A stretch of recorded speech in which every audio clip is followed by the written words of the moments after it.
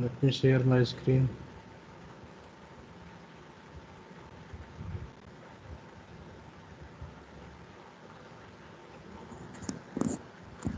Is my screen visible?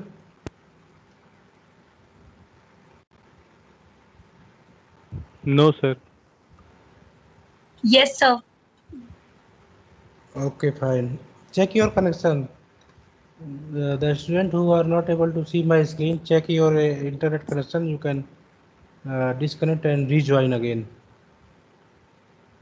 So last time we were discussing about stress concentration factor. We discussed what is stress concentration, right? What is stress concentration factor? Then how the stress concentration factor is determined, and then we discussed different diagram which is used for determining the stress concentration factor, right? And as we discussed also that stress concentration factor can never be less than 1. Stress concentration factor can never be less than 1, right? So today we are just going to discuss one simple method of stress concentration. This is basically not in the scope of this course, design a machine element. Here what I am trying to do is that I am trying to give you just a very small overview about theory of elasticity, in which the is how the stress concentration factor is determined, right? Sometimes these kind of questions are asked in the GATE examination, because there they ask the things which are slightly higher than the BTech level and slightly lower than the MTech level. So this information you should know at least what are the how this stress concentration factor is determined analytically. So you can see this is a elliptical hole. This is a plate, right? This is plate, infinitely wide plate, right? This plate, and this plate is like similar to like aircraft, aeroplane structures or big ships. You see the so this is can be considered as infinitely wide plate, right? The plate is infinite, right? And this sigma is stress at the infinite distance. So there are some assumptions, and after using those assumptions, the formula has been determined for such case when there is a infinite plate having elliptical hole, right? So if you have elliptical hole, the major diameter is 2a and minor diameter is 2b, right? So stress at this point at the corner of this hole, elliptical hole, can be given is determined. Basically the maximum stress will be here near the discontinuity, near we have hole, and kt is given by 1 plus 2a by b, 2a by b, right? So this is a hole, this is a ellipse, which is a kind of defects in the material, and due to this defect there could be stress concentration factor, and the stress concentration factor can be determined from here, right?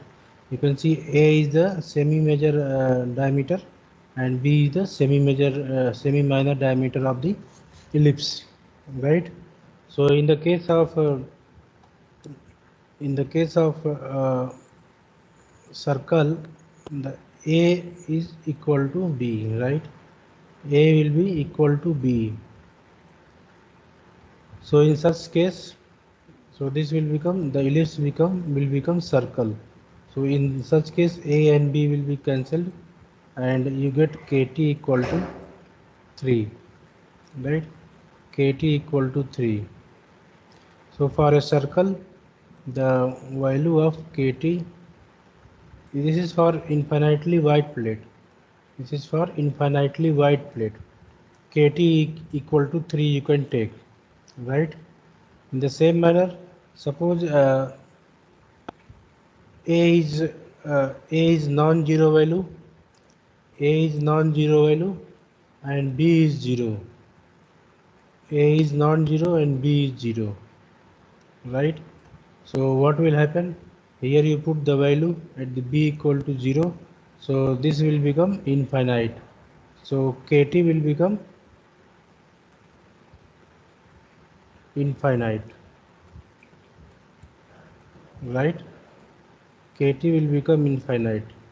If you put b equal to 0 here, denominator is 0, so this term will become infinite, and you add infinite in 1, then that will become also infinite. So kt is infinite. What does it mean? It means that this elliptical hole, what does it mean? This is the plate. The plate is infinitely wide, right?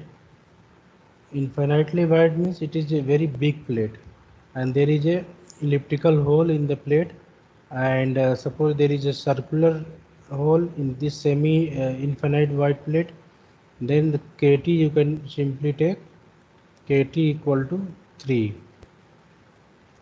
Kt equal to 3 stress concentration factor. And when b equal to 0, how it will look? It will look like crack. The discontinuity will look like crack. Like this is a crack. So crack is basically there is only one dimension. There is only one dimension, and due to this crack, the stress concentration factor becomes infinite. What is its meaning? Its meaning is that what you do, you multiply kt in order to find out sigma max. What you do, you multiply kt into sigma nominal, right? Multiply kt into sigma nominal. So here kt is infinite, right? So irrespective of sigma nominal, right, your sigma max is going to be infinite. The value of sigma max will be infinite. What it means? It means that there is a huge stress. There is infinite stress in this plate, in the plate which is having cracks, right?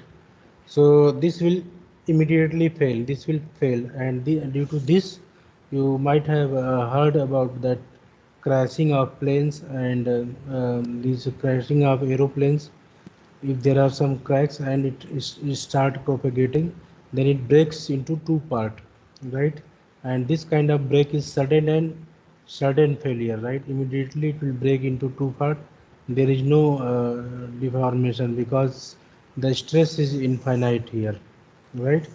So with the help of theory of elasticity, you can find out these values for stress concentration factor for वानी कोई surface. रोक टोक लेगा ना दो अनुष्का डाली Stress concentration factor you can determine, right, for crack and for hole. It is for 3 and infinite.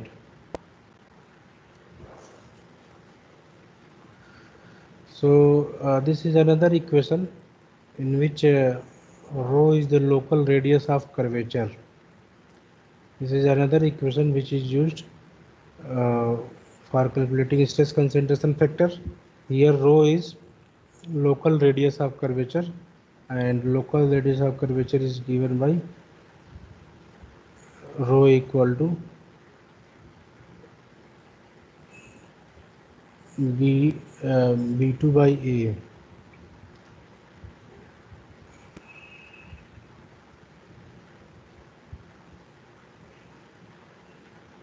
right? So rho is I think it should be b square, or I will update later on what is this value, the exact value of it. It should be b square by a or something like this. So if you put this value, then this is basically what it means, that there is a radius of curvature. Instead of there is a there is some curvature at the end. right? So if there is some curvature at the end, then the effect will be modified. So this will give you the effect due to curvature. This formula will give you the effect due to curvature, and this formula for stress concentration factor, this is for ellipse, right? So you need to just remember it. You need to just remember it how with the help of analytical method used in theory of elasticity, where the plate is infinitely wide plate. Infinitely wide plate. Infinitely wide plate means 2W, the width is infinite, right? So width is infinite. This is W, so this is infinite, and this width is finite. This is the things which we discussed earlier. That was for finite plate. This is for infinite wide plate. This configuration, the configuration here we had also discussed such kind of configuration where we have circular hole, right? But this is for finite plate. This is for finite plate. Finite plate means the dimensions are limited. The dimensions are limited, right? Infinite means the ratio basically will become huge. If the ratio between width and length is huge, then that can be considered as infinite. And if the ratio is less, then that can be considered as finite. So this graph is basically for finite, and here you can also see that the maximum value is 3. That is for that is also due to circular hole in the infinite plate.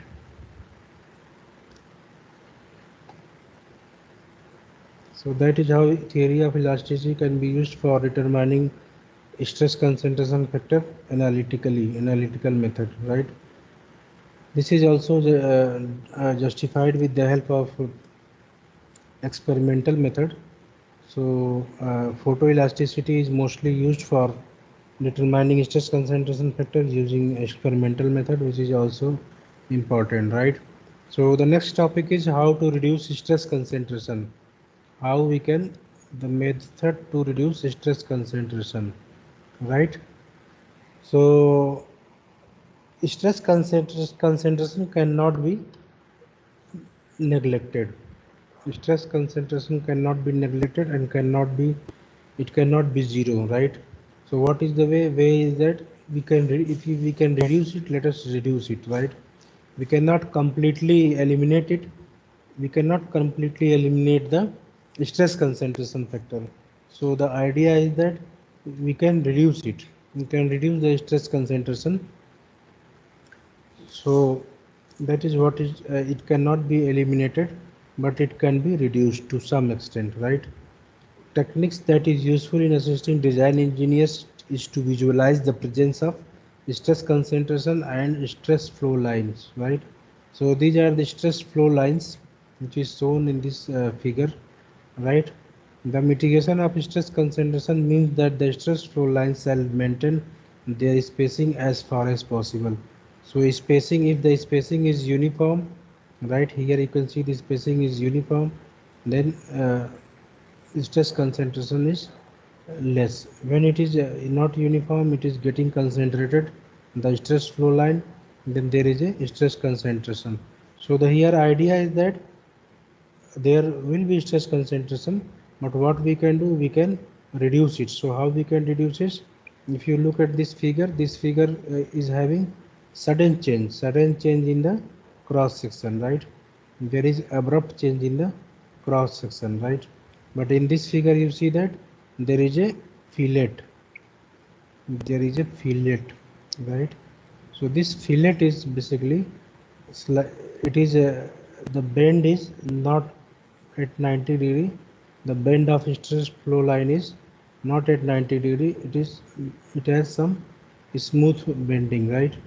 Here there is a sudden bending, and this is mostly at 90 degree. The bending is mostly at 90 degree. So in this case there will be more stress concentration, and in this case there will be less stress concentration right? So that is how the designers can design the shaft. So that is why it is better to always have fillet and then reduce it, right? So fillet can be introduced to reduce the stress concentration.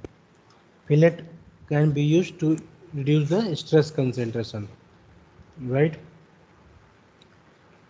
And next is, this is also a different kind of modification for the same stepped shaft.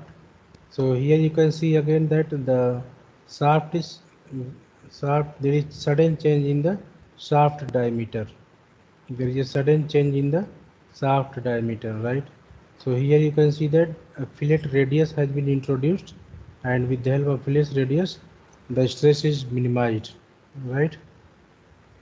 Other way to reduce stress in this case is that you can do undercut. You can perform here undercut. So this undercut is basically, this is also one of the method to reduce the stress concentration. This undercut will not allow the stress flow lines to bend at 90°, right? It will bend after some time, and this is another kind of notch. Notch is provided here, right? The notch is provided here to reduce the effect of stress concentration. Here there is a one more cut has been made, and the one more cut has been made, right, just to reduce the stress concentration. So this kind of cut is introduced to reduce the stress concentration. So for stepped shaft, there are three methods which can be used for reducing the stress concentration. You can use fillet radius, that is the first one. Fillet radius is first one, then undercut is second one, and then notch is the third one.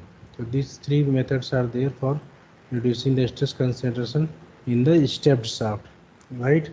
So this is another figure. This is now you can see there is a notch, right? There is a notch in this plate, and this plate, due to this notch, there is stress concentration near the notch, right? Here there are stress concentration.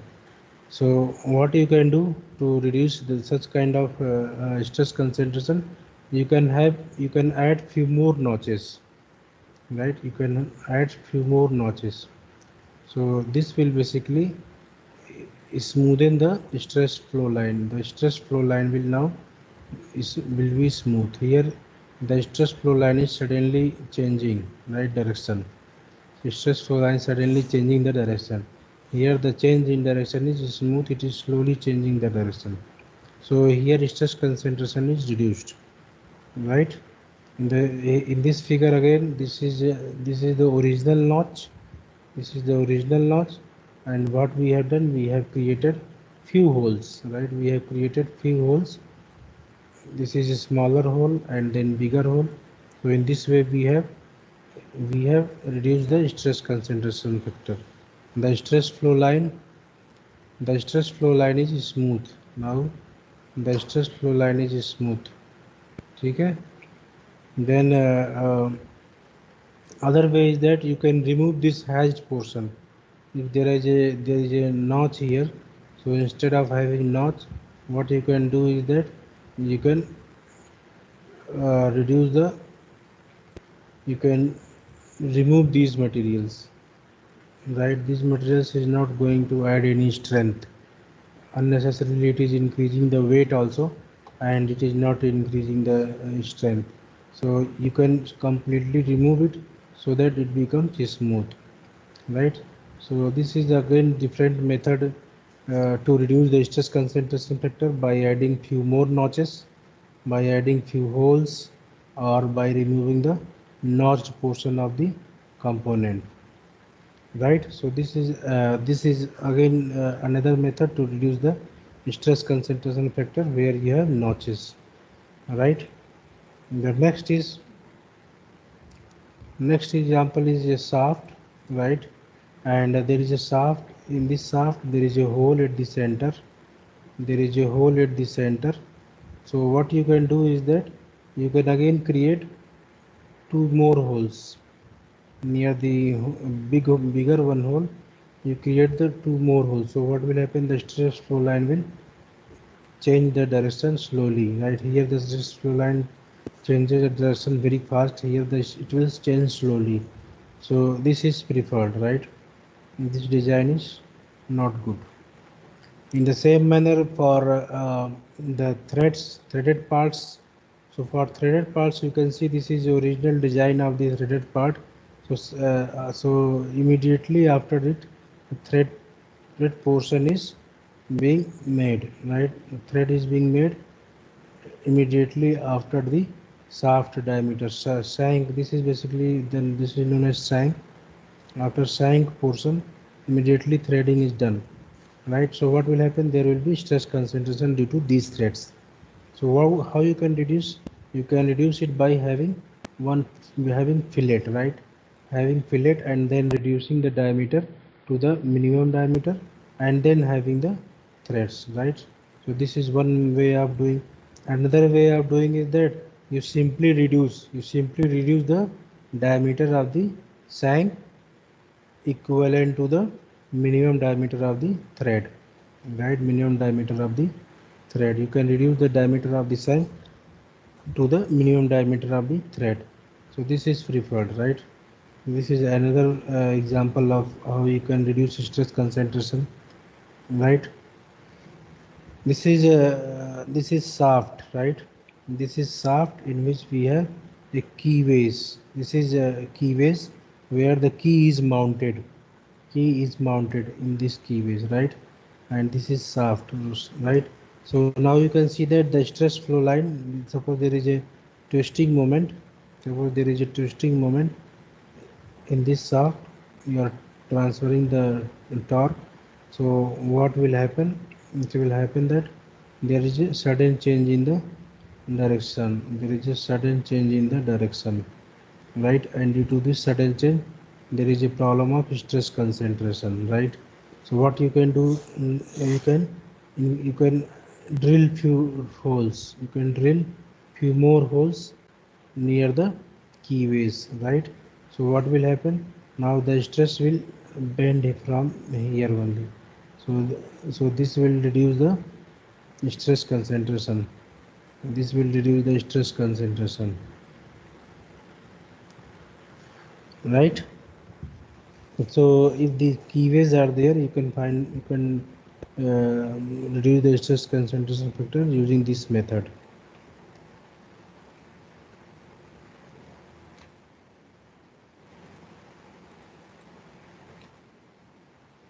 So this is again a few more methods to reduce stress concentration.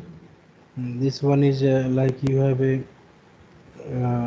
cutout here, so you can reduce it by having few more cutouts, smaller cutouts near the bigger cutout.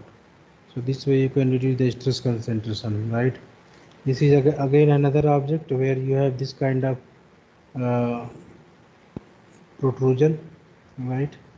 And this protrusion is basically increasing the stress concentration. So simply what you can do is that you can make the smaller protrusion, right? Smaller protrusion.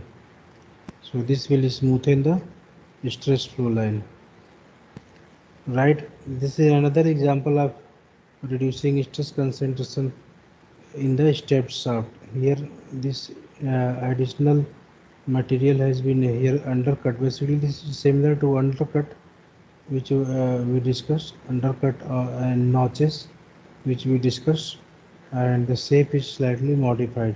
So here also this will reduce the stress concentration, right? These are other methods which is used for reducing the stress concentration factor. Sort of summary: this is for step shaft, this is for keyways, right? This is for bolt threaded part, right? This is for threaded part inside the hole. So in these methods you can use to reduce the stress concentration,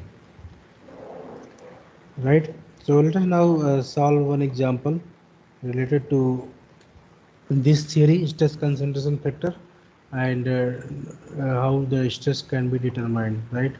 So this is the example where you have to find the maximum stress, right, in the stepped shaft. This is the figure of stepped shaft subjected to twisting moment, right, subjected to twisting moment. So mt is given, that is 100 newton meter.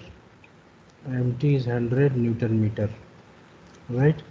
The shaft is subjected to,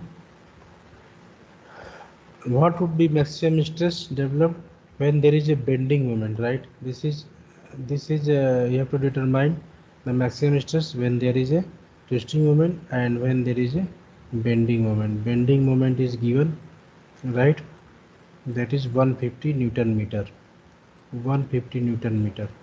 So in these conditions you have to determine the maximum stress developed in the shaft, right? So since this is subjected to twisting moment, so this figure will be applicable. The graph which has uh, twisting moment, the load is applied as a twisting moment, and for bending moment you have to use the graph where there is a bending moment, right? So these two graphs you have to use separately, right? R, you need a R fillet radius, that is given. R is fillet radius is 6 mm. The small diameter, that is lower diameter, is given 30 mm, and bigger diameter is given 40 mm, right? So first of all, what you have to do, you have to determine R by D, right? R by D. So what is R by D? R by D, small d is 6 by 30, right? 6 by 30. Second thing what you have to do, you have to calculate capital dy small d, right? Capital dy small d, because here these graphs are in the form of capital dy small d, small r by d. So you have to find out capital dy small d. So capital dy small d is 40 divided by 30, right? So you can use the divide it and calculate it. So after calculation, these are the values. So R by D is 0.2 and D by D is 1.33, right? In the case of twisting load.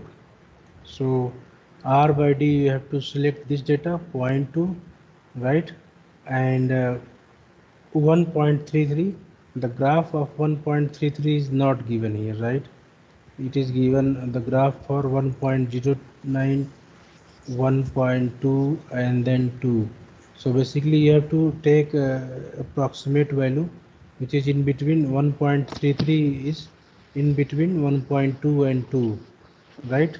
So here you can draw a value, and approximately you take 1.3 and then you draw one horizontal value. So here you get the value of kt, right? So here the value of kt is 1.23, right? So tau max you can determine from the kt, and then stress developed in the minimum diameter of the shaft. So here maximum stress is 23.2 megapascal, right? The second one is that here R by D is zero point 0.2, R by D is 0.2 again, and capital D by small d, that is 1.33. So here also you have to draw a line which is near 1.33, and then you have to draw a horizontal line. So you will find the value of kt. So here the value of kt is, 1.38, right? So you can multiply it by 1.38. So here now you can see the, in the case of maximum bending stress, the value is 78 megapascal, and torsional stress 23, right? So in this way you can determine, determine the,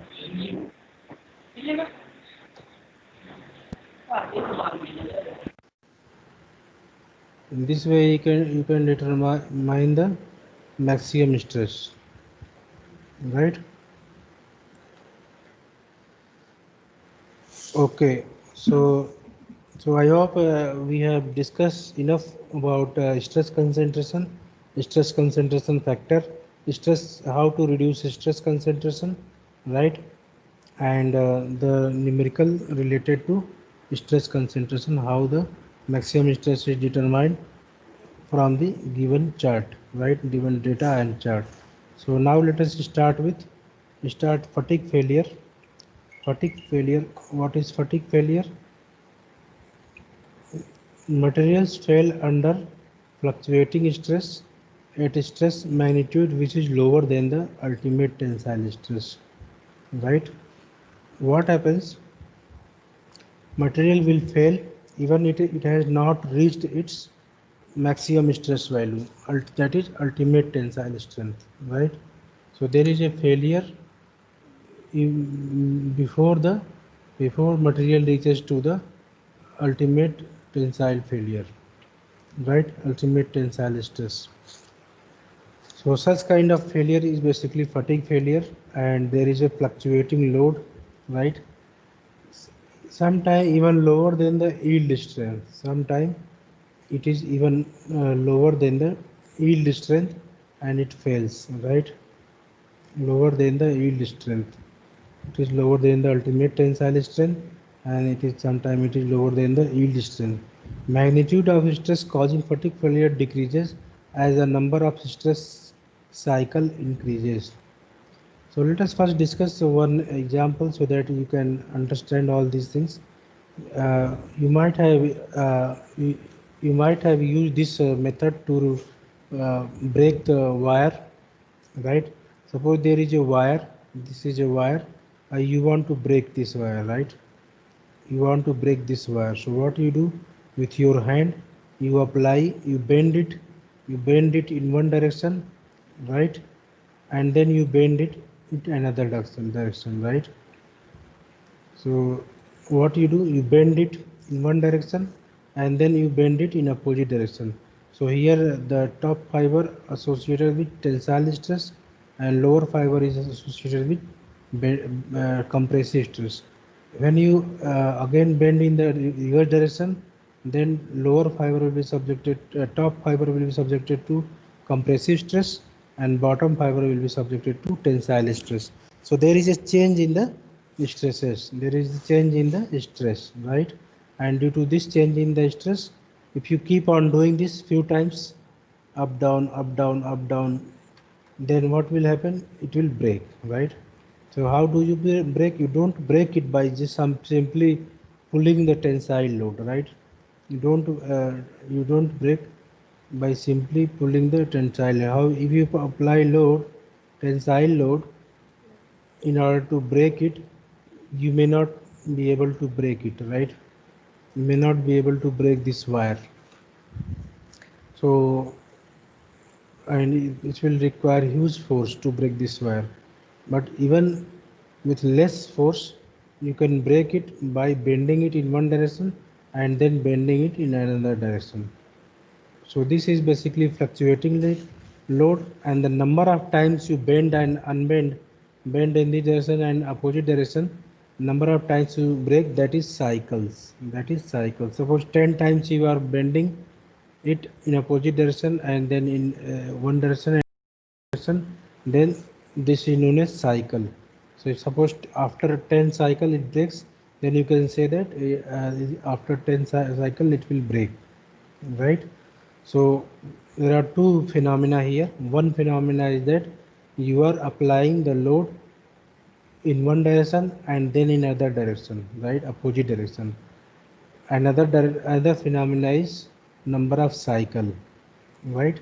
How many times you are bending and unbending. How many times you are bending and unbending, right? So this is basically, this kind of failure is known as fatigue failure. This phenomena of decreased resistance of the material to fluctuating stresses, the main characteristics of fatigue failure, right? The fatigue failure is basically, it occurs due to fluctuating loads. Suppose there is a cantilever beam, right? And here you are applying a load which is changing its magnitude and direction with respect to time, plus 50 and let us say minus 50, or it can be minus 60 also, right? 60, 100, anything, any value, plus and minus. So what will happen? This will bend, unbend, bend, unbend, and due to this cyclic loading, it will fail. And such kind of failure uh, is basically defined as a fatigue failure. Such kind of failure is defined as fatigue failure. And there is, in fatigue failure, there are two phenomena involved. One is cyclic loading. The load is changing with respect to time. The way it can change magnitude as well as direction or any one, right? And other phenomena is that cycle, number of times you are bending and unbending, right? Cycle. So the fatigue failure is defined as the time delayed fracture under cycling loading, right? For example, shafts, connecting dots, gears, springs, these are subjected to fluctuating failure, right? And what we do is we determine mean stress and stress amplitude, corrosion and creep, right? Shearing of wire, bending of wire, shearing of wire, bending of wire, and unbending of wire. So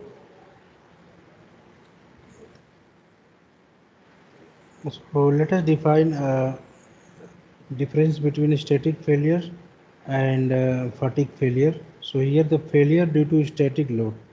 Failure under static load is basically failure due to static load, and that is basically given in the simple tension test. And the load is applied gradually, and there is sufficient time for the elongation of the fiber, right? In ductile material, there is considerable plastic flow prior to fracture. And failure under fluctuating load, the fatigue failure begins with a crack, right? There will be initiation of crack at some point, and the crack likely to occur in the region of discontinuity irregularities, right? Suppose there is a plate, and in this plate there is a hole, right? Any kind of hole, elliptical hole. So this will initiate from this elliptical hole, right? The crack will initiate from this elliptical hole, and then it will break this. There is a notch, right? So crack will initiate from this location, at the notch location, and then it will break from this point, right? So it starts from discontinuity. The region is subjected to stress concentration, right? And stress concentration helps to propagate the stress cracks faster, right? Cracks are spread due to fluctuating stresses. Crack is spread due to fluctuating stress, and if the cross section is so reduced and remaining portion is subjected to sudden failure. The main important feature of this failure is this kind of failure is sudden failure. This kind of failure due to fluctuating load is sudden failure. Immediately it will fail. So it is sudden and total. It will fail sudden and total. There is failure due to sudden. Completely it will break into two parts. There is no portion is connected. It is not failing slowly, right? So that is how it can differentiate between failure due to fluctuating load and failure due to static load. So this is basically fluctuating stresses occurs when it is subjected to forces which vary in magnitude with respect to time. The forces subjected vary in magnitude with respect to time, right? Stress induced due to such forces are called fluctuating stress. Stress induced due to such forces are called fluctuating stress. It is observed that about 80% of failure of mechanical component are due to fatigue failure resulting from fluctuating stress. So most of the failure you see in your real life is fatigue failure. 80% of the component fail due to fatigue loading, fluctuating loads, right? This is different kind of loading where you vary the magnitude and direction of the load with respect to time. You vary the magnitude and direction of the load with respect to time, either magnitude or direction or both, right? And 80% of failure in real life is due to fluctuating stresses. Therefore, it is very important to understand fluctuating stress and how the components are designed when it is subjected to fluctuating stresses, right? So these are stress time relationship. So with respect to time, how the stresses vary, right? So this is stress is basically varying like this with respect to time. So here also this is another example of variation of the stresses with respect to time. This is another example of variation of stresses with respect to time. There could be a few more example. The variation of stress is like this, right? Let me draw a few more examples related to variation of the stress. It can vary in any random manner. Sometimes this like this. It can vary sometime smoothly, then increasing, then decreasing. So there could be any kind of variation, right? But in real practice, determining the stresses during such scenario where this distribution is very random, right? So this kind of loading is it is difficult. It is difficult, right? So what we do is that we take assumptions. We take assumptions that the fluctuating load fluctuates with respect to time, or stress fluctuates with respect to time in sinusoidal manner. In sinusoidal manner, right? This is assumption. The assumption here we are using is that the fluctuation in the load will be in sinusoidal manner, right? So that is why it is basically it is a sinusoidal manner, so that the analysis of such component is easier. When we assume this is fluctuating in terms of sinusoidal manner, so analysis of such component is easy, right? So, and there are few examples where the stress really vary in terms of sinusoidal manner, right? So fluctuating stress with high frequency ripple, there could be non-sinusoidal fluctuating stress, right? So non-sinusoidal fluctuating stress, there could be sinusoidal fluctuating stress, right? This is repeated completely reverse sinusoidal fluctuating stress. These figures represent A represents fluctuating stress with high frequency, right? Here only there is a frequency and it is also fluctuating, right? This figure represents non-sinusoidal fluctuating stress, right? This is also non-sinusoidal fluctuating stress. This is sinusoidal fluctuating stress. This is again sinusoidal repeated stress, and this is sinusoidal completely reverse cycle. So these are different types of analysis. In real life, the loading is like non-sinusoidal loading, but for simplicity, we assume that it is varying in sinusoidal manner, right? It is varying in sinusoidal manner, and that is how our analysis will become easy. Our analysis will become easy when we consider it as sinusoidal fluctuation. So there is you can also consider non-sinusoidal waves also, but this kind of wave, if you consider, this kind of work is being done nowadays. Research work is being done when the load is non-sinusoidal. So people are basically, what they are doing is that they are using FFT, Fourier analysis. You might have heard about Fourier analysis, fast Fourier transform FFT, which is used for the fluctuations which are not standard, which are not sinusoidal, right? So I think time is about to over. Let me stop here. Let me first download the attendance sheet and then stop.